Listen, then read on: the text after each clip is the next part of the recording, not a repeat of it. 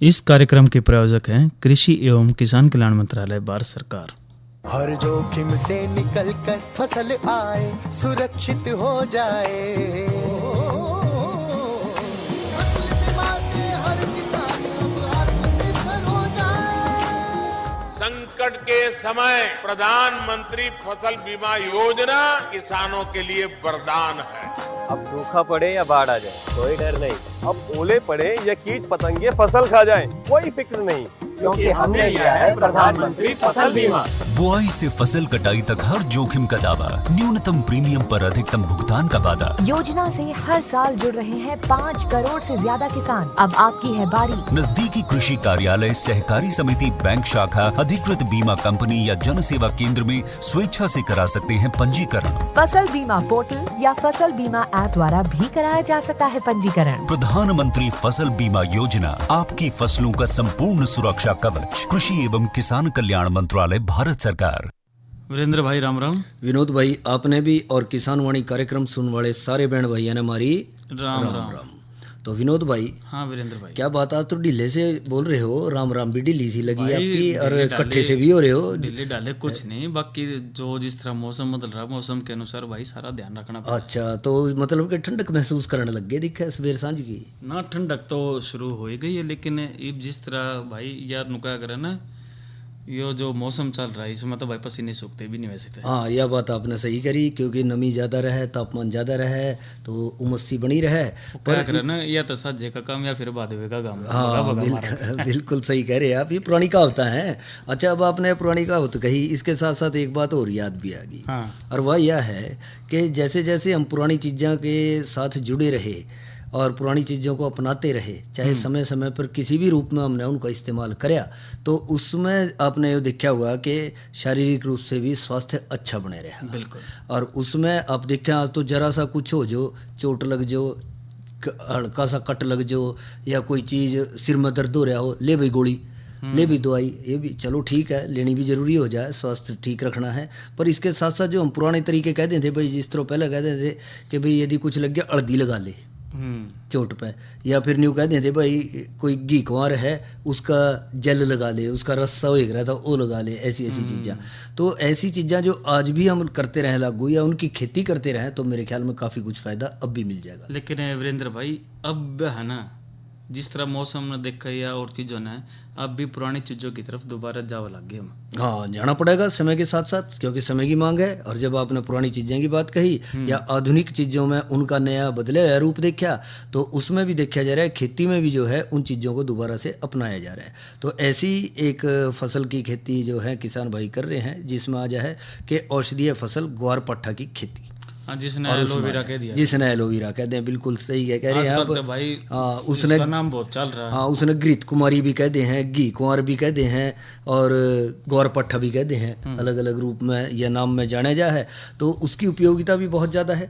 जो इसके विनोद भाई रासायनिक घटक भी देख लें, जो वैज्ञानिक युग के अनुसार देखें, और भाई इसकी उपयोगिता भी देखें, तो इसमें ल्यूपियोल और न्यू कहते हैं कि सैलिसिलिक एसिड जो है, या सिनोमोनिक एसिड या फिनॉल या गंधक तत्व जो है काफ़ी पाए जाए हैं। और इसके साथ साथ जो फफूंदी, बैक्टीरिया या मोल्ड और वायरस संक्रमण से बचावे हैं। और ल्यूपियोल और सैलिसिलिक एसिड जो आ जा है वो दर्द को रोकने में सहायता करे है, या फिर जिस तरह कहते हैं दूसरे तत्व जैसे कोलेस्ट्रॉल है, कैम्परस्टीरोल है, या बीसाइटोस्टीरोल है, उसके लिए भी बहुत उपयोगी माना गया है। और वीरेंद्र भाई, जो जिस तरह आपने बताया ना एलोवेरा, ग्वार पट्टा, जी हाँ, इसमें जो अगर जो उपयोगिता की हम बात करें, तो जो पुराना बुखार है या अपचन, अल्सर की या पाचन तंत्र क्रिया की हम बात करें, जो चर्म रोग है या आत्तम है और पेटा की जो दूसरी बीमारी है, आजकल जिस तरह कोलेस्ट्रॉल की भी है, उसमें कम करने के लिए ये हृदय रोगियों को भी ये बहुत ज़्यादा लाभ। और ये भी सुने विनोद भाई कि जो मान लो छोटा मोटा कोई जल गया है, चोट लग गई, कोई तो घाव हो गया, तो उसके ऊपर भी जो है काफ़ी फायदेमंद रहा है। और इसके साथ साथ एक बात और सुनी है विनोद भाई। अच्छा। आपने भी सुनी क्या? वह यह है कि न्यू कहें, इसका असर यहाँ तक देखा गया है कि इमोडिन या लेक्टिन तत्व जो इसके अंतर्गत है, वो कैंसर जैसी बीमारियों को भी ठीक करने में बहुत काम आ जाए। और इसका जो जल है जिसने गुद्दा कहते हैं, और वो जो है जो आप जाने हैं कि भाई लगाते हैं भाई खुश्की होगी मुंह पर क्रीम लगा ली और लगा लिया, न्यू कह लें हम बोलचाल की भाषा में कि भाई सौंदर्य प्रसाधन की चीज़ें जिस तरह शैम्पू हो गया, लोशन वगैरह या चेहरे की क्रीम वगैरह होगी, उनको बनाने में भी वो इस्तेमाल कराया जा रहा है बहुत ज़्यादा। बिल्कुल। तो देखो कितनी उपयोगिता है। और आमतौर पर न्यू कह दे रहा है यो के पौधा है गमले में ला रखा है, ये न्यू कह देंगे तो कहाँ ते रेगिस्तानी इलाके में ठा लिया ये उठे, जबकि हर जगह इसकी खेती या काश्त करी जा सके। बस जरूरत है कि समय के अनुसार मौसम के अनुसार इसकी बिजाई जो है खेत में समय पर हो जा और किस्म का चुनाव जो है सही हो जा। और वीरेंद्र भाई जो सौंदर्य के जिस तरह दवाई बना है, क्रीम बना है, उसमें एलोवेरा का बहुत ज़्यादा उपयोग होगा। हाँ ठीक कह रहे आप। और अब अगर जो हम आगे बात करें तो इसकी इसकी प्रजातियां भी हैं। हाँ अलग अलग किस्में होंगी जरूर। तो कौन कौन सी हैं विनोद इसमें भाई? जिस तरह एलोवेरा है, एलोए बारमेंडिनसिस है, या फिर एलोए इंडिका है, एलोए रूपसेंस है, जाफराबादी गवार पाठे की बात कर लिया, एलोए एबिसिनिका कह देवा है, तो इस प्रकार से एलोगे फिरोक्स कह देवा है। तो ये अलग अलग इसकी जाति। तो ये सारी एक जैसी हैं या नाम अलग है, इनकी कुछ खासियत भी ना अलग ना अलग है? देखो विनोद खासियत है जब ये अलग अलग है, जब इनका नाम है ना तो इनका भाई? हाँ नाम यह अलग बात है सही देवा। कह रहे हैं। यूं भी होगा कौन से इलाके में ज़्यादा कौन सी प्रसिद्ध है फसल।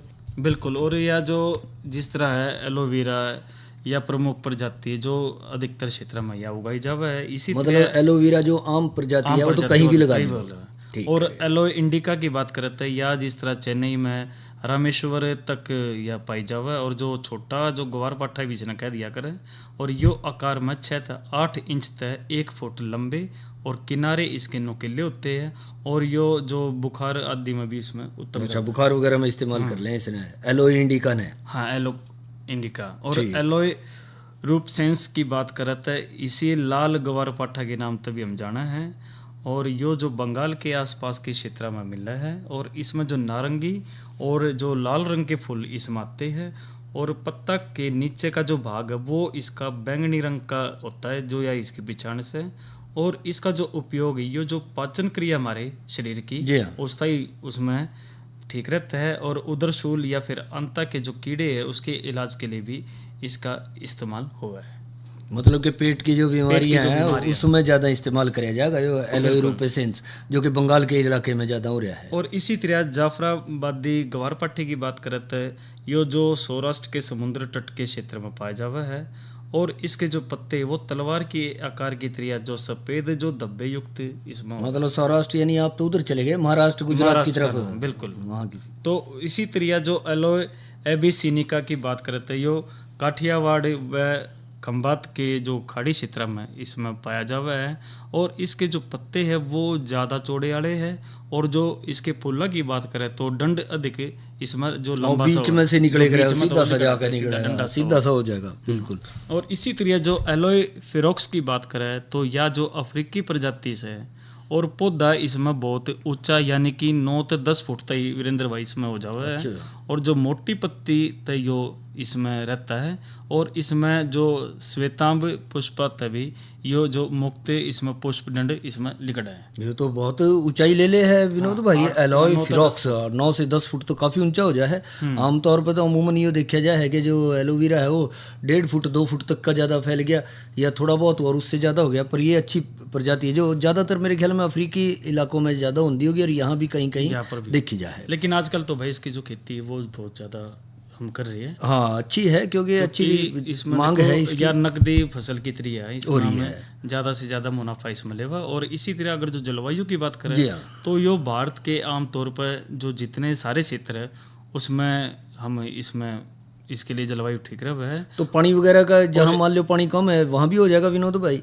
हाँ इसमें पानी की आवश्यकता तो कम होगा, क्योंकि जिस तरह आप कह रहे थे ना बेके रेगिस्तान की तरह तो इसमें पानी की बहुत यानी कि जिन किसान भाइयों के पास सिंचाई के साधन सीमित हैं या पानी की कमी रहे या खेत ऊंचे हैं, तो ऐसे खेतों में या फिर सीमित सिंचाई के इलाकों में जो है इसकी एलोवेरा की काश्त की जिस तरह राजस्थान हो गया, गुजरात हो गया, मध्य प्रदेश होगा, महाराष्ट्र या हरियाणा के जो शुष्क इलाके हैं रेवाड़ी की तरफ या फिर उधर के आगे या कहीं पे भी पानी की कमी या जलवायु उसके लिए बढ़िया बेहतर रहेगी। और इसके साथ साथ जो देखा जाए जहाँ तक इसकी काश्त की बात करें विनोद भाई, तो जो मिट्टी की बात है तो उसमें मोटी रेत वाली दोमट मिट्टी जो है जिसका पीएच मान जो है 8 हो वो बेहतर मानी जाए। और पानी के निकास का भी सही प्रबंध जो है इसके लिए होना चाहिए, क्योंकि जब ज़्यादा देर पानी खड़े रहेगा फिर जड़ें जो है वे नरम होने के कारण वो ज़्यादा पानी नहीं सह पाएंगी और फिर वो गलना शुरू हो जाएंगी। इसीलिए पानी निकलता रहे और थोड़ा सा जैसा खुश्की भी बनी रहे, जब ज़रूरत हो तब जरूर दे दिया तो उसमें ये अच्छा बेहतर चलेगा। और खेत की तैयारी की जो बात करें विनोद भाई, तो इसके लिए 20 से 30 सेंटीमीटर तक गहराई वाली 1 से 2 जुताई कर लें, काफ़ी रहेगी। और ज़मीन को छोटे छोटे एक समतल बराबर जो क्यारियां हैं उनमें बांट लें, जिससे कि नड़ाई गुड़ाई करने में सहूलियत रहे और इसको जो है सिंचाई में भी दिक्कत नहीं आनेगी। तो ऐसे हिसाब से जो है इसकी तैयारी कर सकें और उसमें इसकी रोपाई कर सकें। ये बात आवे आप न्यू पूछोगे क्या खाद वगैरह भी डालना है इसमें, तो खाद का तो हिसाब किताब थोड़ा रखना पड़ेगा विनोद भाई।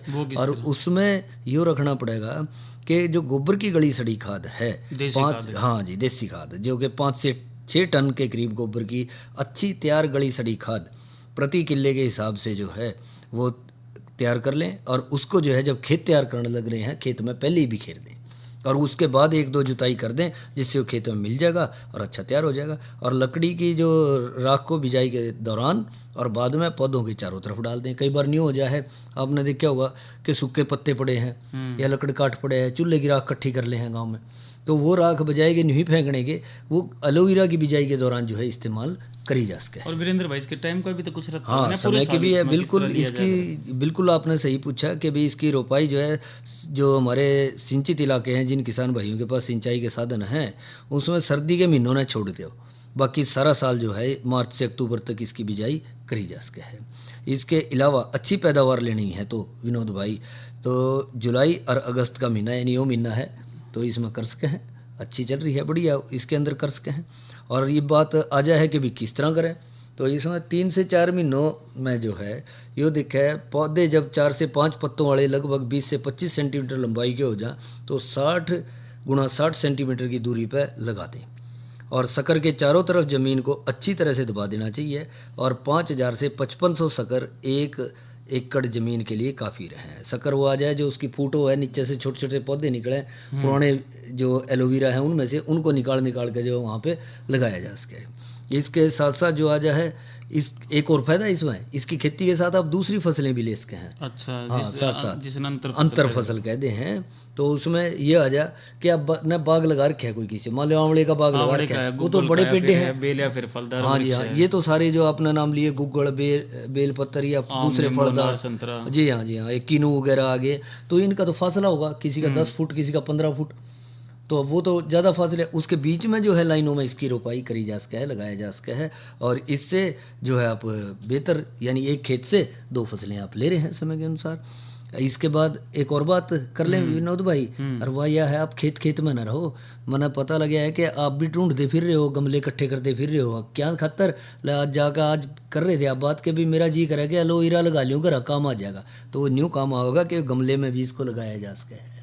तो इसलिए आप सही गमले इकट्ठे कर शहर में देखा तो भाई उनके गमला में एलोवेरा पावा तकरीबन। हाँ बस देखा, फिर मेरे ख्याल में आप भी बढ़ाने लग रहे हो, और पर छोटे लग जाएंगे, 9 फुट वाला ना लाइए और 1.5-2 फुट वाला जो आप खेत बता रहे हो जिस तरह बीच में, हाँ उनमें काम इन मंत्र फसला में जी लगा देवे। हाँ ये बात आपने सही कही। उसमें तो घरों की शोभा भी बढ़ा रहे हैं और ज़रूरत के अनुसार उसको आप इस समय समय पे ताज़ा इस्तेमाल कर सकें, घरों में ही खेत से निकाल के। ये बात आ विनोद भाई पानी की, तो पानी तो देना ही है, हर चीज़ ने मिला है जी। तो वही चीज़ आ जा है कि पहली सिंचाई रोपाई के तुरंत बाद कर दें और इसके बाद 2-3 सिंचाई जल्दी जल्दी कर दें थोड़ा सा, जिससे कि इसकी जड़ें अच्छी स्थापित हो जाएं। और 4-6 सिंचाई साल भर में फिर तो चलेंगी, फिर कम ज़रूरत पड़ेगी, एक बार शुरू में इसकी जड़ पकड़ ले बस ये, उसके बाद इतनी दिक्कत नहीं। और साथ साथ ये आ जाए नड़ाई गुड़ाई की, खरपतवार नियंत्रण की करें। तो मौसमी खरपतवार तो विनोद भाई देखो हर समय बढ़वार कर ही हैं, तो समय समय पर जो है नड़ाई गुड़ाई जरूर करें। रोपाई के 1 महीने के बाद पहली गुड़ाई कर लें, 2-3 गुड़ाइयाँ जो है हर साल इसमें करते रहें और मौसमी खरपतवार जो है उसमें से निकाल दें। और जो किसी कारण से कोई पौधा सूख रहा है या बीमारी के लक्षण दिख रहे हैं उसको निकाल कर खेत से दूर कर दें और स्वस्थ पौधों को रखें। अरीब आप मेरे ख्याल में न्यू भी पूछोगे कि इसमें कोई बीमारी या कीड़ा कांडा भी लगा है भाई? उसका तो ध्यान रखना पड़ेगा ना वीरेंद्र भाई इसमें। अच्छा, तो वह भी बात कर लें फिर विनोद भाई। तो इसमें जो है सॉफ्ट रॉट बीमारी जिससे पत्ते गलने लग जाए वो आ जाए, तो इसकी रोकथाम के लिए स्ट्रेप्टोसाइक्लिन पाउडर 0.5 ग्राम प्रति लीटर पानी में घोल कर छिड़काव कर दें।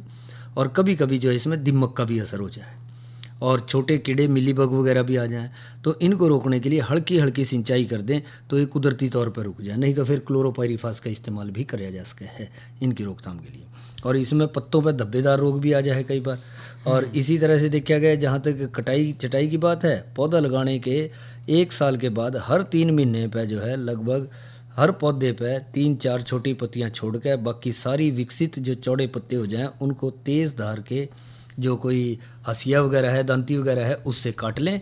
और पत्तों की पैदावार एक बार लेने से साल भर तक जो है उससे कई साल तक जो है 5 साल तक जो है उससे एक पौधे से पैदावार ले सकते। और अगर जो बाजार की हम बात कर रहे थे भाई, बाजार में भी देखो वो समय के अनुसार भाव चढ़ते रहे, कभी उतर गए, कभी तेज हो गए, कभी कम हो गए, ज़्यादा हो गए, वो समय समय पर मांग के ऊपर निर्भर कर है। उस हिसाब से पैदावार का जहाँ तक सवाल है तो औसतन पैदावार 150 से 200 क्विंटल प्रति किले के हिसाब से जो है औसत पैदावार इससे मिल जाए जो देख रहे हैं उसमें।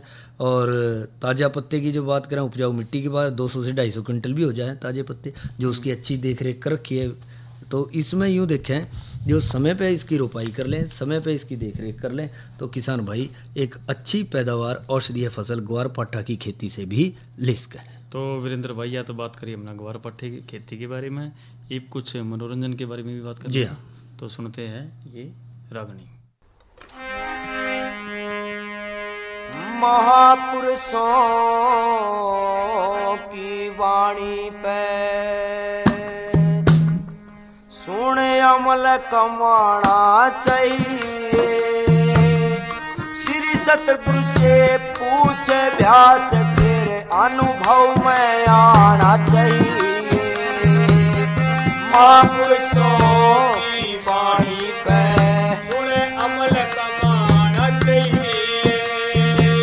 श्री सतगुरु से पूछ अभ्यास फिर अनुभव में आना चाहिए।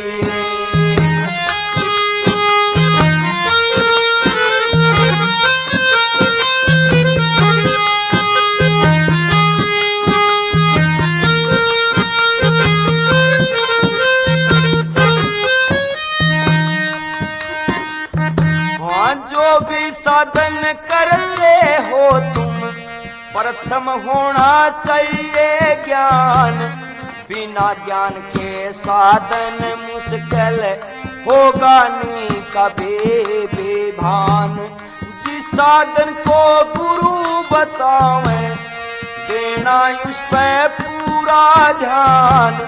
तब जाकर अभ्यास करो तुम हो जाएगा निज कल्याण। तब जाकर अभ्यास करो तुम हो जाएगा निज कल्याण। वो कुसंगत को त्याग भजन करे, कुसंगत को त्याग भजन करे। सत्संग में जाना चाहिए। श्री सतगुरु से पूछ अभ्यास फिर अनुभव में आना चाहिए।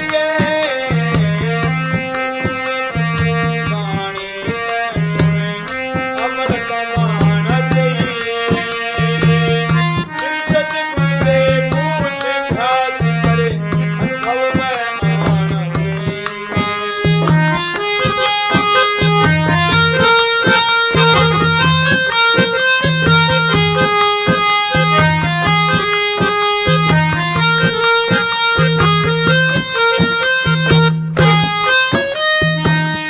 हरि दर्शन से बंदे कई जन्मों के पाप कट जाते हैं। मल विक्षेप आवरण छंट जा ज्ञान गंग में नहाते हैं। काम क्रोध मोह लोभ भाग जा शांत पद को पाते हैं। आजा शांति भजन किए से जो ध्यान प्रभु में लाते हैं। आजा शांति भजन करे से जो ध्यान प्रभु में लाते हैं। वो अंतर्मुख बिरती हो जाती, वो अंतर्मुख बिरती हो जाती। फिर ध्यान जमाना चाहिए। और श्री सतगुरु से पूछ अभ्यास फिर अनुभव में आना चाहिए।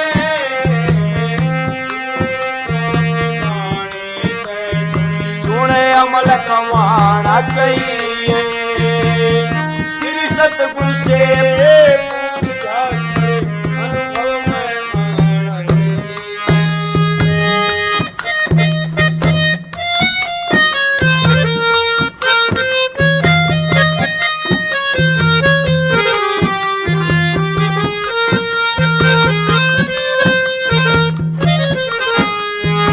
अंतर्मुख हो जाने से रितंबरा प्रज्ञा बुद्धि होती है। रोम रोम पुलकित हो जाता खिलती अंदर ज्योति है। लग भजन की टक्कर पूरी सुरती राही होती है। कुंडलनी जा जाग तेरी फिर नाचित वृत्ति सोती है। कुंडलनी जा जाग तेरी फिर नाचित वृत्ति सोती है। आज्ञा चक्र में पहुंचे ऊपर को, आज्ञा चक्र में पहुंचे ऊपर को फिर ध्यान टिकाना चाहिए। और श्री सतगुरु से पूछ अभ्यास फिर अनुभव में आना चाहिए। महापुरुषों की वाणी पे सुने अमल कमाना चाहिए। श्री सतगुरु से पूछ अभ्यास फिर अनुभव में आना चाहिए।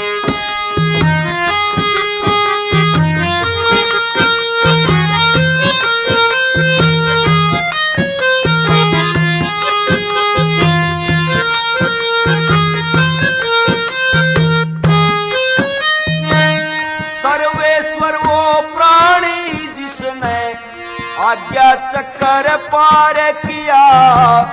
चित वृत्ति एक समय होगी मन पापी को मार लिया। चित वृत्ति एक समय होगी मन पापी को मार लिया। उसकी वाणी फूरने लगती जिन्हें अहम ब्रह्म उर्धार लिया। आवागमन का फंदा कट गया आत्म का साक्षात्कार किया। आवागमन का फंदा कट गया आत्म का साक्षात्कार किया। साधु राम पहले साधक को, साधु राम पहले साधक को गुरु चरण ध्यान लाना चाहिए। और श्री सतगुरु से पूछ अभ्यास करे अनुभव में सही। महापुरुषों की वाणी पे सुने अमल कमाना चाहिए। श्री सतगुरु से पूछ अभ्यास करे अनुभव में आना चाहिए।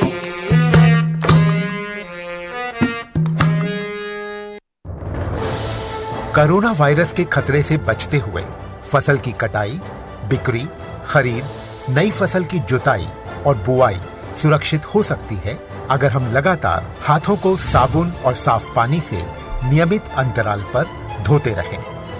नाक, मुंह को मास्क, गमछे या कपड़े से ढक कर रखें। आंख, कान, नाक, मुंह न छुएं। आपस में 2 गज की दूरी बनाए रखें। मास्क और 2 गज की दूरी के मंत्र को अभी हमें छोड़ना नहीं है। फसलों की बुवाई एवं कटाई करते समय आपस में कम से कम 2 गज की दूरी बनाए रखें। फसल की कटाई करने के बाद छोटे छोटे ढेरों में इकट्ठा करें। कृषि के औजारों की समय समय पर सफाई करें। एक दूसरे के साथ औजारों की अदला बदली न करें। श्रमिकों के शौचालयों और हाथ धोने की जगह की ठीक से सफाई जरूरी है। बुआई, कटाई एवं मड़ाई के दौरान इस बात का ध्यान रखें कि इन स्थानों के आसपास कोई थूके नहीं। कंबाइन, हार्वेस्टर, थ्रेशर, जुताई और बुआई की मशीनों को इस्तेमाल से पहले साफ करें। मशीनों के इस्तेमाल से पहले और इस्तेमाल के बाद हाथ साबुन से साफ करें। वाहनों, बोरियों, थैलियों और पैकिंग के दूसरे सामान की साफ सफाई पर भी खास ध्यान दें। खरीद केंद्र पर आने से पहले किसानों एवं श्रमिकों की जांच। खरीद केंद्रों पर भीड़ न लगाएं एवं किसानों को बारी बारी से बुलाएं। गोदामों पर खरीदी हुई फसल को लेने में शीघ्रता करें ताकि किसानों एवं श्रमिकों को रुकना ना पड़े। कोरोना के खतरे से बचाव और अधिक जानकारी के लिए आरोग्य सेतु ऐप डाउनलोड करें। देश में खाद्य सुरक्षा के ये सिपाही भोजन की निरंतर उपलब्धता को सुनिश्चित करते हैं। किसान स्वस्थ रहें तभी हम कोरोना वायरस से जीत पाएंगे, आगे बढ़ पाएंगे। किसान सबल, देश प्रबल। तो वीरेंद्र भाई, ये संदेश से पहले हम रागनी सुन रहे थे, भजन, और अब मौसम की बात कर लेते हैं। जरूर। तो आज का जो अधिकतम जो तापमान है वो 34 डिग्री और जो न्यूनतम 26 डिग्री रिकॉर्ड किया गया। और अगर आने वाले 24 घंटे की बात करें कल की, तो अधिकतम 32 और न्यूनतम 25 डिग्री सेल्सियस रहने की संभावना है। और जड़े तक मौसम में तो मौसम कुल मिलाकर साफ सा रहेगा, बादल छाई रहेगी। और इसी तरह जो कल के कार्यक्रम की भी बात कर लेते हैं। कल का हमारा जो कार्यक्रम किसानवाड़ी में जो चर्चा हम लेकर आ रहे हैं, कृषि के लिए वर्षा जल संरक्षण की विधियाँ व महत्व के बारे में। और इसी तरह जो दूसरी बात करें, जो चर्चा की नई फसल नई उमंग में, उसमें बात करेंगे जड़ वाली सब्जियों की काश्त के बारे में। बिल्कुल सही कहा आपने विनोद भाई के समय के साथ साथ जो नई फसल और की काश्त करनी है उसकी तरफ भी किसान भाइयों का ध्यान जावे है, तो वो भी समय समय पे जो है परिवर्तन करते रहें। तो अब बात करेंगे विनोद भाई आज की नसीहत के तहत फसलों में परागण के लिए मधुमक्खी वंशों का प्रबंधन पे। तो आप जाने हैं विनोद भाई कि परागण क्रिया जो है बहुत ज़्यादा ज़रूरी है, क्योंकि परागणों कणों में को फूलों के नर भाग से मादा भाग तक पहुंचाने की क्रिया को जो है परागण क्रिया कहें। और इसमें जो है दूसरे प्राकृतिक तरीके जो हैं वो बड़े मददगार हुए। और इसमें सबसे ज़्यादा भूमिका है विनोद भाई मधुमक्खी की, क्योंकि एक पौधे से दूसरे पौधे पर जा हुआ है, जब भी फूल खिलने लग रहे हों या फिर फसलों पर जब फूल आने लग रहा हो, निसरण लग रही हो, उस दौरान जो उनके आवागमन रहे है उसके ज़रिए जो है परागण क्रिया बेहतर हो जाए। क्योंकि अब न्यू भी कहते हैं मधुमक्खियाँ जो है सबसे भरोसेमंद परागकर्ता हैं। तो क्यों, उसके भी कुछ कारण उसके हैं। जिस तरह मधुमक्खियाँ एक सामाजिक प्राणी है, वे अपनी ज़रूरत के अलावा मधुरस और पराग को अपने शिशुओं के पालन पोषण के लिए भी इकट्ठा करें, तो एक पंथ दो काज हो जाए। जब वो एक पौधे से दूसरे पौधे पर जाएंगे तो नर और मादा के जो मिलन है वो उसमें आसानी से हो जाए, पौधों पर फूलों का उनके पैरों के जरिए। और मधुमक्खियों के शरीर पर बहुत संख्या में बाढ़ होने के कारण वे ज़्यादा मात्रा में पराग इकट्ठा कर सके हैं। मधुमक्खियों को ज़रूरत के अनुसार परागण की जाने वाली फसलों पर ले जाया जा सके है। इसके अलावा मधुमक्खी वंशों की ज़रूरत अनुसार संख्या जो है फसलों में रखी जा सके है। और वो इस तरह है जिस तरह देखा होगा आपने, बक्से रख दें मधुमक्खी पालन के, कि जहाँ जहाँ रख सकें, जहाँ रखेंगे वहाँ मधुमक्खियाँ ज़्यादा हो जाएंगी, ये था। और ये दिन में लंबे समय तक जो है काफ़ी लंबी समय तक जो है काम करते रहें, कठिन परिस्थितियों में भी ये चलती रहें। और एक ही प्रकार के फूलों पौधों पर तब तक कार्य कर रहे हैं, काम कर रहे हैं, जब तक कि उन फूलों पौधों से मधुमक्खियों को पराग और मकरंद जो है काफ़ी मात्रा में मिलता रहे। और दूसरे कीटों की तुलना में एक समय में ज़्यादा फूलों पर भ्रमण कर ले हैं, आवे जावे हैं। इस तरह से ये बहुमूल्य पदार्थ जिस तरह शहद, मधुमक्खी, मोम वगैरह ये भी इकट्ठा कर लें और आगे बढ़ते चले हैं। तो इसलिए ज़रूरी है कि मधुमक्खी वंशों का जो है ज़्यादा से ज़्यादा संभाल कर रखें और खेतों के आसपास रखें, जिससे परागण क्रिया बेहतर रहे। अरे अरे अरे क्या कर रहा है? इधर इधर इधर हम बोल रहे हैं तेरे बीजू का। पुतला बोल रहा है? पक्षियों से तो हम खेत को बचा लेते हैं, पर इन घातक रसायनों से कैसे बचाएं? मतलब? देख बेटा, तू जो ये अंधाधुंध रसायन मिलाता है ना, मिट्टी की सेहत बिगड़ने लगी है। और जब माटी ही कमजोर पड़ जाएगी तो उपज कैसे सेहतमंद होगी? अरे पहले ऐसा नहीं था, पूछना अपने बड़े बुजुर्गों से, कैसे फसल लहलहाती थी, शुद्धता झलकती थी। हाँ, माटी भी तंदुरुस्त और लोग भी। अरे पहली वाली बात कहाँ? पर अब तो सब यही डाले हैं। सब नहीं, आज भी लाखों जागरूक किसान परंपरागत विधि से फसल उगा रहे हैं। खर्चा कम और उपज की कीमत भी बेहतर पा रहे हैं। सच है? रे बेटे एक्सपीरियंस से बता रहा है, धूप में बाल सफेद नहीं किए हैं। हाँ। ठीक है भाई, मैं भी आज से जैविक खेती शुरू करूंगा। माटी से प्रेम की परंपरा है, परंपरागत खेती। इस कार्यक्रम के प्रायोजक थे कृषि एवं किसान कल्याण मंत्रालय, भारत सरकार। और विनोद भाई, इसी के साथ हमारे आज के किसान वाणी कार्यक्रम का समय समाप्त हुआ। तो भाइयों से ले इजाजत। अच्छा भाइयों, राम राम।